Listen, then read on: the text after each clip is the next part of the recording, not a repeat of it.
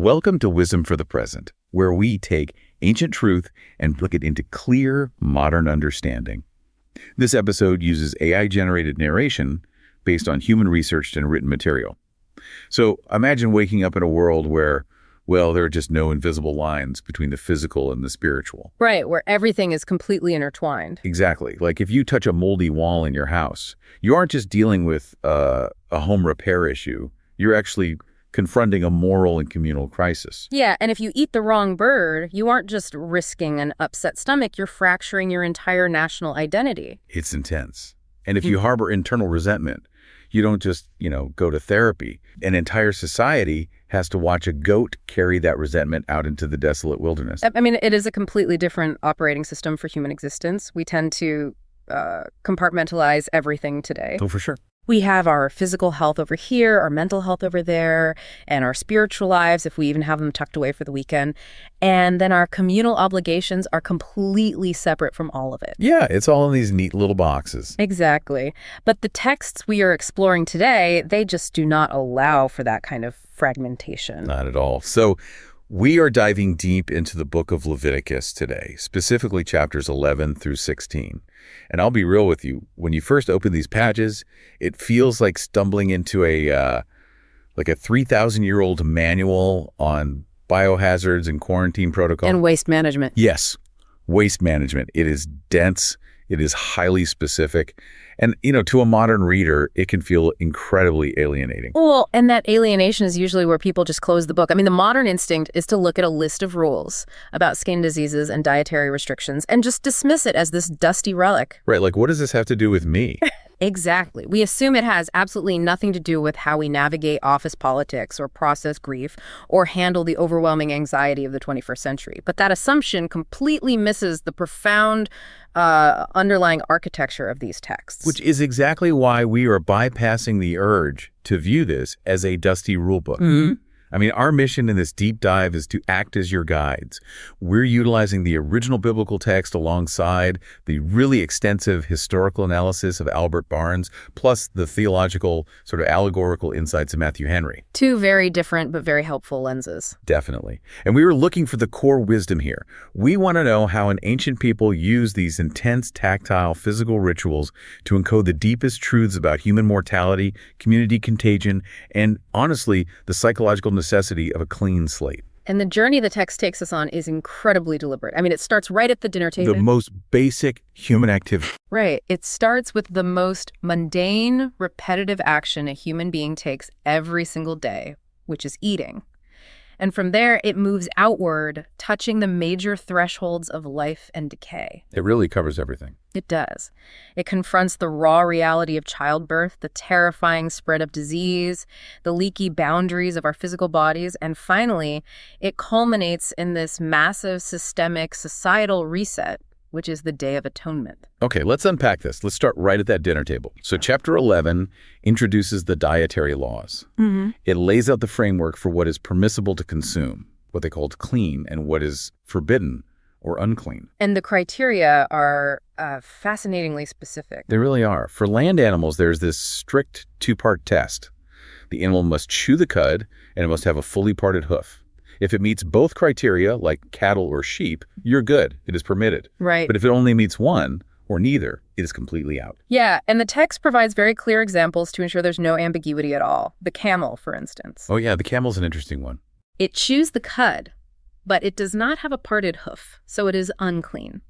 The rock badger, or the hyrax, and the hare are in that exact same category. And then you have the pig. Right, the pig. It has a parted hoof, but it does not chew the cud. So, strictly forbidden. It doesn't stop with land animals. For anything living in the water, the test is fins and scales. Ordinary fish are fine, but shellfish, crabs, eels, dolphins. Anything lacking both fins and scales. Exactly. They are prohibited. Yeah. Then we get to the birds. And this is where the anatomical rules are kind of dropped in favor of this very specific ban list. The eagle, the vulture, the osprey, the raven, the owl, the stork. Even the bat is lumped in there. Right. The bat is lumped in with the birds for practical categorization, and it's banned. And finally, you have insects. Flying, creeping things are generally declared an abomination, with one highly specific exception. Insects with jointed legs for hopping. Yeah. which means locusts, crickets, and grasshoppers were totally on the menu. Which I'm sure sounds appetizing to a lot of people today. Oh, absolutely. But I have to pause us here because, the immediate modern reaction to this is to read it through the lens of a primitive Food and Drug Administration. Oh, the health code theory. Yeah, exactly. I mean, we know today that undercooked pork carries trichinosis. We know shellfish can turn toxic very quickly in a warm climate without refrigeration. Birds of prey carry disease. So the temptation is to say, well, this is just practical hygiene. They didn't have microscopes, so God just gave them a health code. Is that all this is? It's a really common assumption. And, the hygiene theory is very popular, and there is certainly a practical benefit to some of these rules. Albert Barnes, in his historical commentary, he actually acknowledges that many of these forbidden animals were indeed unwholesome in the arid, warm climates of the ancient Near East. So there's a practical element. Sure, but if we reduce this entirely to a health code, we miss the primary driver. I mean, the text itself doesn't say, do not eat the pig because it will give you a parasite. Right, doesn't say that at all. No, it says, do not eat the pig so that you may be holy, for I am holy. The primary mechanism at play here is separation and identity. Okay, but that requires some unpacking. How does refusing to eat an owl create identity? Well, you have to look at the surrounding cultural landscape of the time. Barnes points out something crucial here. Many of the animals explicitly forbidden in Leviticus were actually deeply venerated by neighboring idolatrous nations. Oh, wow. Okay. Yeah, think about it. The Israelites had just come out of Egypt. The Egyptians ranked the great vulture as the first among birds. They fostered the Egyptian vulture and the ibis as sacred scavengers. They actually worshipped them. Wait, really? They worshipped vultures? They did. And later Gentile cultures held the pig as sacred to Venus. The owl was sacred to Minerva. Okay, so sitting down to eat wasn't just about caloric intake. Not at all. By declaring the sacred animals of their neighbors to be an abomination, they were drawing a really hard, uncrossable cultural boundary. Exactly. It was an anti-assimilation mechanism. Barnes emphasizes that the basis of this obligation was the call of the Hebrews to be a special, separated people. Because think about the social dynamics of eating, right? Right, it's very communal. Sharing a meal is the ultimate act of fellowship. You break bread with someone, you build a bond. If the Israelites had the exact same diet as the Canaanites or the Egyptians, they could easily sit down at their festivals, intermingle, and eventually just adopt their worldviews and their gods. It's a slippery slope. But because of the dietary laws, an Israelite could not casually attend a neighboring feast. If the centerpiece of the Canaanite festival is a roasted pig, the Israelite just has to decline. And they have to decline 3 times a day, every single day. Every meal becomes a cognitive reinforcement of their distinct covenant. That's fascinating. It's a brilliant psychological tool, really. You cannot forget who you are or what community you belong to when every single plate of food you are handed requires you to actively filter it through your foundational belief system. That makes perfect sense on a historical, sociological level. But what about the internal psychological level? Because this is where Matthew Henry's commentary really shifts the paradigm for me. Oh, Henry's take on this is brilliant. It is. He takes this very physical, tactile law about animal anatomy, and he turns it into a profound moral allegory. He focuses specifically on the requirements for land animals, chewing the cud and dividing the hoof. Yeah, Henry's interpretation is a classic example of taking ancient physical boundaries and applying them to the landscape of the human soul. He suggests that chewing the cud is a metaphor for internal meditation. I love that. Because when an animal chews the cud, it swallows its food, then brings it back up to chew it again, breaking it down further, extracting every possible nutrient. Henry argues this is exactly how a person should treat spiritual food or knowledge and truth. So you don't just swallow a piece of information whole and move on. Mm-hmm. You take it in and then you bring it back up in your mind. Right. You mull it over. You reflect on it in the quiet moments. You digest it slowly. But Henry doesn't stop there, because the law doesn't stop there either. Chewing the cud alone is not enough to make the animal clean. Right, like the camel. Exactly. The camel chews the cud, but it is unclean. The animal must also have a divided hoof. And Henry sees the divided hoof as a representation of outward justice, a steady, balanced walk, and the consistent production of good works. Internal reflection paired with outward action. Yes. So if we apply Henry's framework, Someone who spends all their time reading philosophy, meditating, and thinking deep thoughts, basically chewing the cud, but they never actually step out into the world to help their neighbor or act with justice. They are fundamentally unbalanced. They are, in the metaphorical sense of this text, unclean. Wow. And the inverse is also true, right? The pig divides the hoof, but does not chew the cud. So if you are out in the world, constantly active, constantly working, always in motion, but you have no internal compass, no reflective practice, no time spent digesting the deeper meaning of what you are doing, you are just as unbalanced. You're just reacting blindly to the world. Yeah. You really need both. The synthesis of internal depth and external integrity is what constitutes a clean or integrated life. Now, obviously, we are taking an allegorical leap here that the original ancient audience likely wasn't making over their dinner plates. Sure. But that is the nature of enduring wisdom. A rule designed to preserve an ancient community's physical borders can still teach us about preserving our own mental and moral borders. So let's translate this into our 21st century reality for a second, because most of us listening, we are not checking the hooves of the animals we eat. But the principle of mindful consumption has never been more relevant. I mean, we are consuming constantly. Only today, it's not just food. No, it's media. Right. It's media, it's relationships, it's a never-ending stream of data and opinions and outrage. The cognitive load of a modern citizen is staggering compared to the ancient world. I mean, we take in more information in a day than they might have taken in over a year, and yet we rarely pause to ask the fundamental Levitical question, which is this clean? Is this permissible for my mind?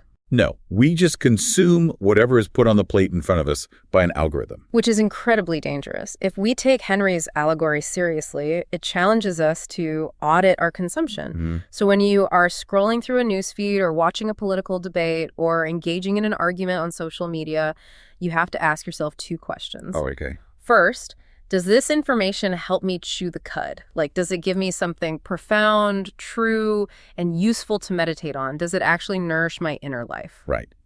And second, does it help me divine the hoof? Does consuming this content lead to just fair and compassionate actions in my daily life? I mean, does it make me a better neighbor, a better parent, a better colleague? Exactly. And if the answer is no, if the media you consume only makes you cynical, outraged, and paralyzed, leading to no internal growth and no positive external action, then it is toxic. Wow. It is, functionally speaking, an abomination to your mental health. It is literally polluting your internal ecosystem. That is a staggering way to look at our media diets. I mean, we need to implement that ancient pause before we consume. We need to look at the screen and say, this lacks a divided hoof. I'm not putting this in my brain. It reclaims your agency. You are no longer just a passive receptacle. You are a gatekeeper of your own consciousness. That's powerful. Okay, so we see that what crosses the boundary into the body matters deeply. But the text doesn't stop at what goes in. It moves to what happens when the body undergoes profound, violent internal shifts. And that brings us to chapter 12 and the laws concerning childbirth. Yes. And this is a section that required highly nuanced navigation because, let's be real, a surface-level reading is practically guaranteed to alienate a modern listener. Oh, completely. The chapter outlines the ceremonial state of a woman after she brings a child into the world, and the core information is this. When a woman gives birth, she enters a state of being ceremonially unclean. If she gives birth to a boy, she is unclean for 7 days, followed by a 33-day period of purification, so 40 days total. But if she gives birth to a girl, the text says those numbers double. She is unclean for 14 days, and her period of purification is 66 days, 80 days total. Right. And after this period of purification is complete, regardless of the child's gender, the mother must bring a sacrifice to the priest. She is commanded to bring a yearling lamb for a burnt offering and a pigeon or a turtle dove for a sin offering. Okay. The text also includes a provision that if she cannot afford a lamb, 2 turtle doves or 2 pigeons are perfectly acceptable. Right. I have to push back heavily here on behalf of anyone listening who is just immediately offended by this. Because to modern ears, taking a woman who has just gone through the agony, the danger, and the beauty of bringing new life into the world and slapping the label unclean on her, it feels incredibly insulting. It absolutely does. And then to double the penalty period simply because the baby is female, I mean, that feels like blatant institutionalized misogyny. So how do we responsibly extract wisdom from a text that reads so harshly? It's a great question, and to do that, we really have to dismantle the modern baggage attached to the word unclean. In English, unclean implies dirty or sinful or shameful. But in the Levitical system, we must separate moral sin from a ceremonial state. Okay, so they aren't the same thing. Not at all. Ceremonial uncleanness was not a moral failing. The law ascribed this impurity exclusively to the physical reality of the mother's body, not the child. It wasn't a judgment that she had done something evil. Then what was it? I mean, if it's not a punishment, what is the purpose of the label? It was a recognition that she had just stepped out of normal human functioning. In the ancient worldview, the veil between life and death is incredibly thin, and blood is the ultimate symbol of that life force. Right.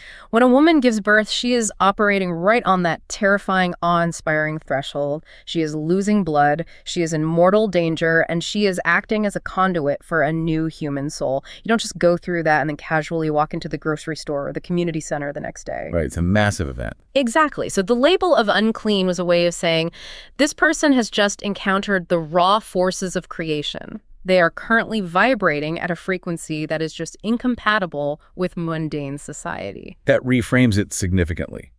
But it doesn't answer the second part of the offense. Why double the isolation period for a female child? Is there any way to look at that without seeing ancient prejudice? Well, Albert Barnes looks at this through the lens of ancient medical assumptions, which I think is helpful.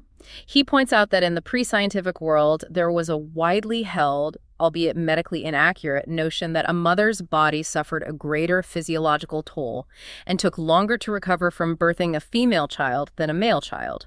Oh, interesting. Yeah, they believed the lochia, the postpartum discharge, lasted longer. So the doubled time may have been rooted in what they believed was biological necessity. It was an attempt to give the mother the extra recovery time they thought she needed. Okay, so that's the historical context. What about the theological context? Matthew Henry leans into the theology here. He suggests that the laws surrounding childbirth were designed to be a visceral reminder of human fragility and, in his theological framework, original sin.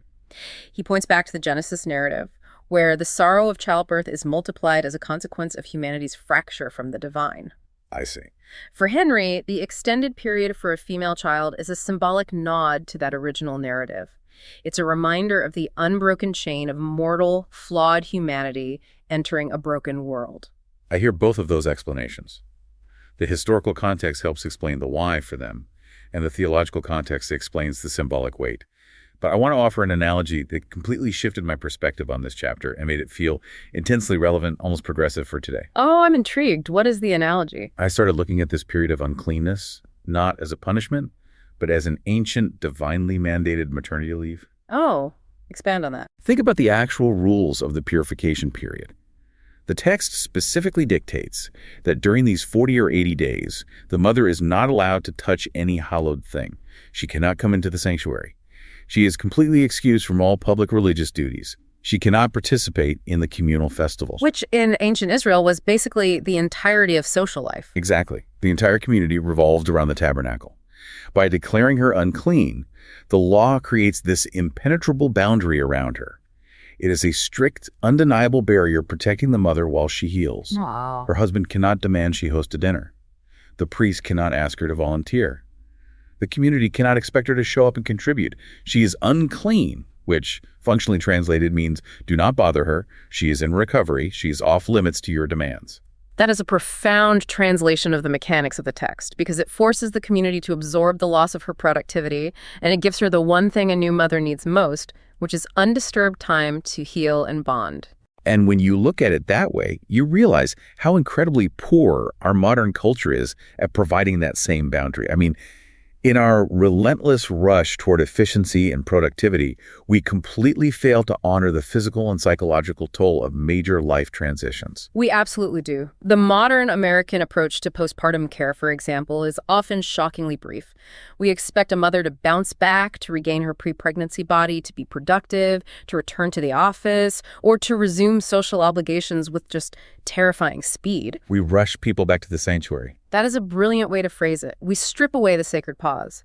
We demand that people who have just touched the threshold of life and death immediately start answering emails again. Yeah, it's wild when you think about it. The wisdom here, stripped of its ancient ceremonial baggage, is that bringing forth life, or really navigating any profound physical or emotional trauma, requires a dedicated, guarded period of separation. It requires a societal acknowledgement that you need time before you are ready to re-engage with the normal rhythms of the community. And notice the grace built into the conclusion of this period, too. When the mother does return to the sanctuary, she brings an offering to mark her reintegration, a lamb and a bird.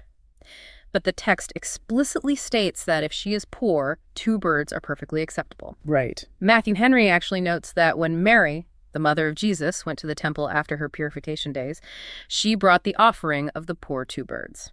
The system was designed so that no one was economically barred from being welcomed back into the community once their healing was complete. So a practical reflection for anyone listening is this. How does your culture or your workplace fail to honor transitions?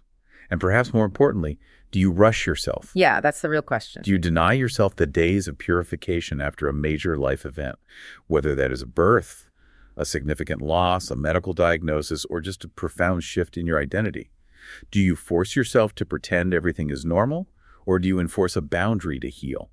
We have to be willing to declare ourselves temporarily unclean to the demands of the world. Absolutely. Okay, so from the thresholds of life, we move into chapters 13 and 14, which deal with the contagion of corruption. And this is an exhaustive, highly detailed diagnostic manual on what the text calls leprosy. And exhaustive barely covers it. I mean, the text goes into microscopic detail. It lists symptoms like a swelling, a scab, a bright spot that appears deeper than the skin, hair in the infected area turning white, or the appearance of raw, proud flesh. It wasn't just limited to human skin, right? Yeah. This leprosy could infect garments like woolen or linen clothes, showing up as greenish or reddish spots that spread. You could even infect the physical stones of a house, appearing as hollow streaks or pitting in the walls. Yeah, we really need to clarify the historical and medical reality here because Barnes is very helpful on this point. What the English Bible translates as leprosy in Leviticus was almost certainly not Hansen's disease, which is the modern clinical definition of leprosy. Okay, so what was it? Well, Hansen's disease wasn't well documented in the Middle East until much later. The Hebrew word is zarat, and Barnes suggests it encompassed a variety of severe aggressive skin diseases, possibly including forms of elephantiasis or severe psoriasis. And in garments and houses. In those cases, it was clearly a descriptive term for a destructive mildew, a corrosive fungus, or dry rot, but the physical diagnosis was really secondary to the symbolic reality.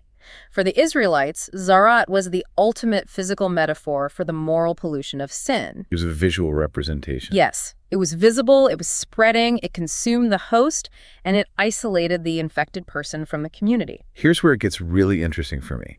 When someone suspects they have this infection, they don't go to a doctor, they go to the priest. But the priest in these chapters is not acting as a healer. That is a crucial distinction. The text gives the priest no medical interventions. He prescribes no herbs. He applies no salves or bandages. The priest is acting as a building inspector or an auditor or a public health official. He is looking for systemic rot. Exactly. The law didn't tell the priest how to cure the disease. It told him how to diagnose the state of the condition to protect the rest of the community. If the symptom is ambiguous, say, a bright spot that hasn't changed the color of the hair and doesn't look deeper than the skin, the priest doesn't just guess. Right. The text commands him to isolate the person for 7 days. Then he checks again. If it hasn't spread, he isolates them for another 7 days. Only if it fades does he declare it a benign scab. But if it spread... If it spreads, or if there is raw flesh, the diagnosis is confirmed, and the consequence is severe. The infected person must rend their clothes, leave their hair unkempt, cover their upper lip, and cry out, "Unclean, unclean," wherever they go. That is so intense. They are banished. They must dwell alone, completely outside the camp. It is a living, breathing parable of how corruption isolates us. It severs the infected person from community, from family, and from the divine presence in the tabernacle. Henry emphasizes this deeply. He points out that sin, much like this ancient conception of leprosy, starts as a small, seemingly insignificant spot, a small compromise, a minor lie, a hidden resentment. But its nature is to spread. The text uses this specific phrase describing the disease in a garment that it frets inward. What does that mean exactly, fretting inward? It means it's a corrosive rot that eats away at the structure from the inside out. It's not just a stain sitting on the surface, it is actively consuming the integrity of the material. Whether it's a fungal rot in a woolen cloak or a moral compromise in your character, if left unaddressed, it frets inward until the whole structure collapses. Now, the text does assume that people might recover from these diseases. And when a cure does happen, the cleansing ritual is one of the most vivid, cinematic moments in the entire book. Oh, it is incredibly sensory. To cleanse a healed leper, the priest requires 2 living, clean birds, cedar wood, scarlet yarn, and hyssop. Walk us through the mechanics of this ritual, because it's fascinating. The priest commands that one of the birds be killed over an earthen vessel filled with running spring water, literally living water. Then the priest takes the living bird, along with the cedar wood, the scarlet yarn, and the hyssop, and dips all of them into the mixture of the spring water and the blood of the slain bird. Okay. He sprinkles the healed person 7 times, pronouncing them clean. And then comes the profound moment. Yes. The priest takes the living bird, stained with the blood and water, and releases it to fly away into the open field. Wow. Matthew Henry and Albert Barnes both unpack the symbolism of this, and it is just breathtaking. The slain bird represents the death-like state the leper had been living in outside the camp. The running spring water represents purification and washing. The cedar wood is naturally resistant to decay, so it represents incorruption. And the scarlet yarn symbolizes the return of healthy, florid blood and vital energy to the pale, diseased skin. The hyssop was a common medicinal plant, a bitter herb used for deep cleansing. And the living bird, flying away into the open field, is the ultimate undeniable symbol of liberation. I mean, the person who has spent months or years confined, isolated, and hiding their face is no longer trapped. Their disease is gone, their captivity is over, and they are free to return to the camp, to their family, to life. It is a beautiful mechanism for psychological reintegration. The community needed to see the ritual just as much as the healed person did. It was undeniable proof that the person was safe to embrace again. I want to take this concept of the spreading rot and translate the leper's house into modern organizational psychology. Because the instructions for dealing with a house infected by this spreading mildew offer a perfect diagnostic manual for dealing with a toxic workplace culture. Let's trace the parallels. How does the text instruct them to handle a sick house? Well, the text says if a homeowner sees hollow streaks, greenish or reddish spots on the walls, they call the priest.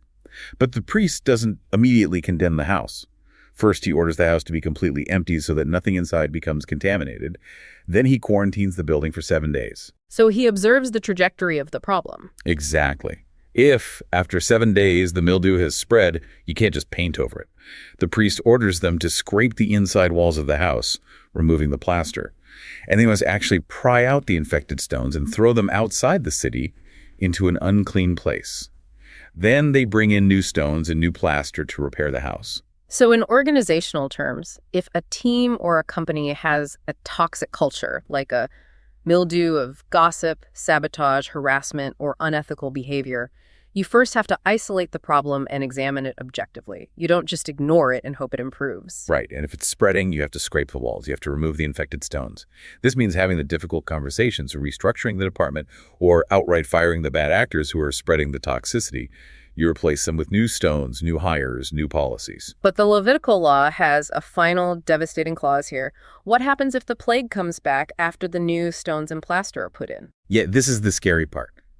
If the mildew breaks out again, the priest pronounces it a fretting leprosy. The rot is systemic, and the command is absolute. They must tear the entire house down to the foundation. The timber, the stones, the plaster, all of it must be carried out of the city. Translating that to a modern organization. If you have scraped the walls, if you have fired the toxic individuals, if you have brought in new management, and the culture of corruption, abuse, or unethical behavior still returns, it means the rot isn't just a few bad apples. The rot is in the foundation itself. The business model is fundamentally flawed. And at that point, the wisdom of Leviticus says, dissolve the organization, tear down the house. It cannot be salvaged. You cannot safely inhabit a structure whose very foundation breeds corruption. It is a stark warning against the sunk cost fallacy. Sometimes preservation is just impossible. So, on a personal level, taking this out of the corporate world and into the individual life, the question is this: where are you ignoring a small bright spot? Is there a bad habit, a lingering resentment, or destructive relationship in your life that you're pretending is just a harmless scab, hoping it goes away on its own? You have to be willing to act as your own internal auditor. You have to look closely at the uncomfortable spots in your life and quarantine them. You have to be willing to scrape the walls of your own habits before the fretting rot takes over your whole structure. That is so true. Which transitions us seamlessly into chapter 15. We move from the highly visible destruction of leprosy to the invisible everyday leakiness of being a mortal human. This chapter deals with the boundaries of the body, specifically bodily discharges. Right. The text addresses issues of blood and semen, covering both natural occurrences like menstruation and seminal emissions, as well as unnatural or disease-related issues like chronic hemorrhages or infections. And the rules regarding these states are incredibly strict. If a person has a discharge, they are ceremonially unclean. But the contagion aspect here is much more aggressive than we've seen so far. It's not just the person who is unclean. No, the uncleanness transfers to the environment. Anything the person touches, the bed they lie on, the chair they sit on, the saddle they ride on, all of it becomes unclean. And if another person touches those items or touches the person with the discharge, they also become unclean. And what is the remedy for that? For the secondary contamination, like someone who touched a chair, for example, the requirement is to wash their clothes, bathe their body in water, and remain unclean until the evening. The setting of the sun marks the reset. I have to ask the bridging question here. Why make the bed, the chair, the saddle all unclean? Why does the uncleanness transfer so aggressively through inanimate objects? To really understand this, we have to look at the broader context of ancient Near Eastern religions, because almost all ancient cultures had purity laws. But Israel's laws were unique because they linked these physical bodily boundaries directly to the sacredness of God's tabernacle, which sat physically in the absolute center of their encampment. The divine presence was literally in their zip code. Exactly, and the divine presence represents absolute life, perfection, and wholeness. Bodily discharges, on the other hand, involve the loss of life fluids. Blood is explicitly identified in Leviticus as the source of life. Seed is the potential for new life. When the human body leaks these fluids, whether through natural cycles or illness, it is a profound physical reminder of human mortality. Wow. It is a reminder that we are decaying, finite, leaky vessels. We are flesh. We are constantly moving toward death. Matthew Henry points out that this constant cycle of contamination signifies the pervasive contagion of sin and the human need for daily, repeated renewal. We cannot sustain perfection. We are constantly leaking our vital force. But on a purely physical and sociological level, the transfer of uncleanness to the bed and the chair taught the Israelites an awareness of their environment that was completely unprecedented. It is the ancient equivalent of modern biohazard protocols. Think about how a sterile environment operates in a surgical ward today. If a surgeon scrubs in and then accidentally brushes their gloved hand against a non-sterile tray, the glove is compromised. Right. If they then touch a surgical instrument, the instrument is compromised. The contamination spreads invisibly through contact. Exactly. These laws in Leviticus effectively trained the ancient brain to recognize invisible webs of connection and consequence. It taught a massive population of people living in close quarters that their private actions do not happen in a vacuum. What you do with your body, where you sit, what you touch, fundamentally alters the physical space around you and impacts the people who enter that space after you leave. Now, we must approach this with intense modern discernment, obviously. We do not believe that natural biological functions make a person spiritually defective. We don't smash earthenware pots when someone gets a cold, and we certainly don't banish people from public life for natural bodily cycles. So what is the enduring wisdom if we strip away the ancient quarantine mechanics? The enduring wisdom is the deep, undeniable connection between our physical states and our mental or spiritual readiness. You cannot completely separate the health of your physical body from the health of your soul. When your body is compromised, your capacity to engage with the world is compromised. The practical application here is really about respecting our mortal limits. When you are physically drained, when you are battling an illness, when you are chronically exhausted or processing trauma, you are essentially leaking your life force. Yes. And when you are in that state of depletion, the most responsible, wise thing you can do is to step back from the center of the camp. You should not be making massive, life-altering decisions. You shouldn't be forcing yourself to lead a team or attempting to be endlessly productive. You need to acknowledge your boundary. You have to pull back. You need to focus entirely on washing, resting, and restoring yourself until the evening comes, until the cycle of depletion has run its course before you engage heavily with the world again. Because if you deny those boundaries, if you pretend you aren't leaking life force and try to push through, you inevitably contaminate the people around you. I mean, unmanaged stress is absolutely contagious. Burnout transfers to the people who sit in the chair next to you. That is the perfect modern translation. If you do not manage your own depletion, your exhaustion will pollute your environment. Which brings us to the absolute pinnacle of this deep dive. We have moved from the diet to birth, to disease, to bodily limits. Now we arrive at chapter 16, the Day of Atonement, Yom Kippur, the climax of cleansing. This is the theological and psychological masterpiece of Leviticus. And to understand the weight of this chapter, we have to set the scene. The chapter opens with a chilling, terrifying warning. God speaks to Moses and tells him to warn his brother Aaron, the high priest. Aaron is told he cannot simply walk into the Holy of Holies, the innermost sanctum of the tabernacle where the Ark of the Covenant rests whenever he feels like it. Because there is a very recent, very lethal precedent. Precisely. Aaron's two eldest sons, Nadab and Abihu, had recently died. They approached the divine presence improperly, offering what the text calls unauthorized fire, and they were consumed. The stakes are established immediately. Approaching absolute holiness as a flawed, mortal human is a matter of literal life and death. The tension is just palpable. The Holy of Holies is the epicenter of reality for this culture. It represents the unfiltered presence of the Creator, and Aaron is told he can only cross that threshold one day a year. And when he does, the preparations are intensely humbling.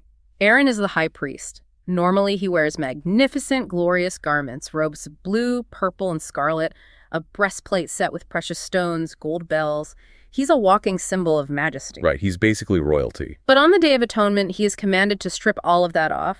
He must bathe his body in water and put on simple, plain white linen tunics and trousers. He strips away the status, the wealth, and the ego.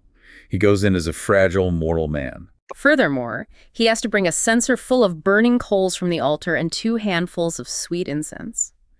As he steps behind the veil into the Holy of Holies, he puts the incense on the fire to create a thick cloud of smoke that covers the mercy seat, the lid of the ark.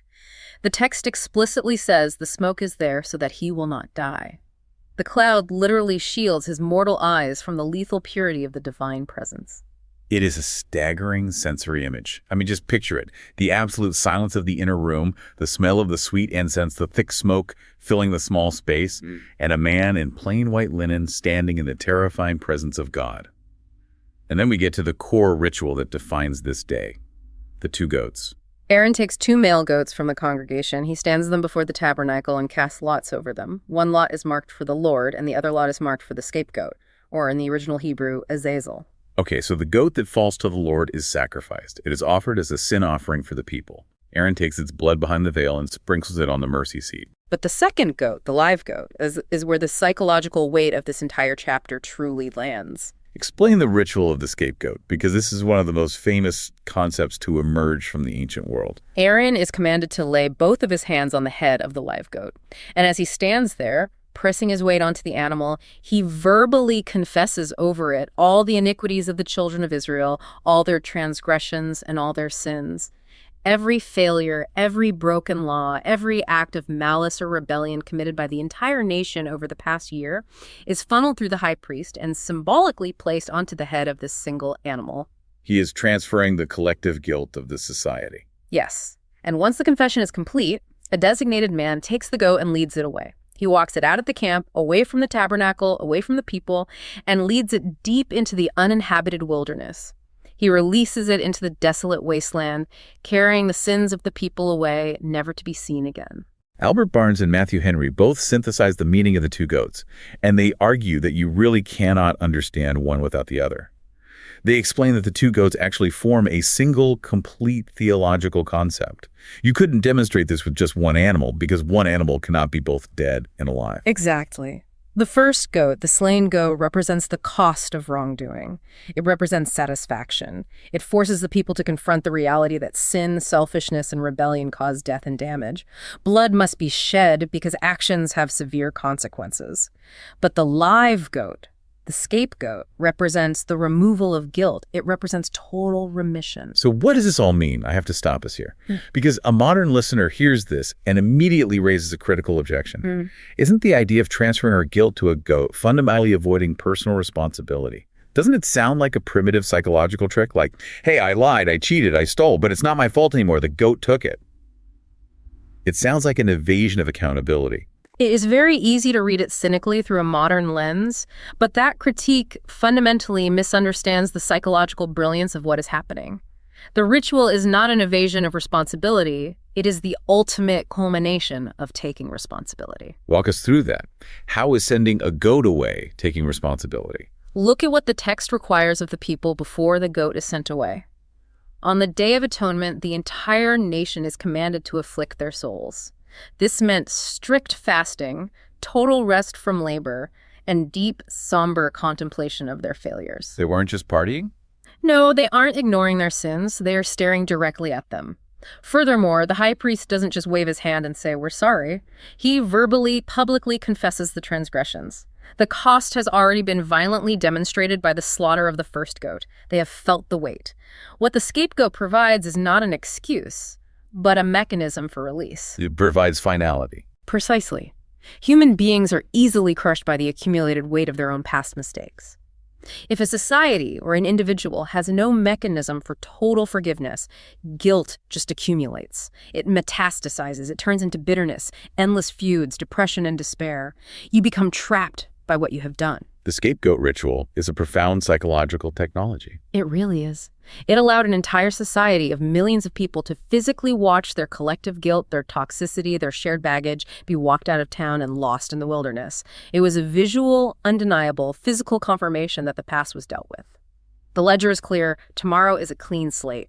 That challenges how we handle conflict and guilt today so deeply. I mean, we live in an era of endless canceling. We hold grudges permanently. The internet ensures that society never forgets your worst moment.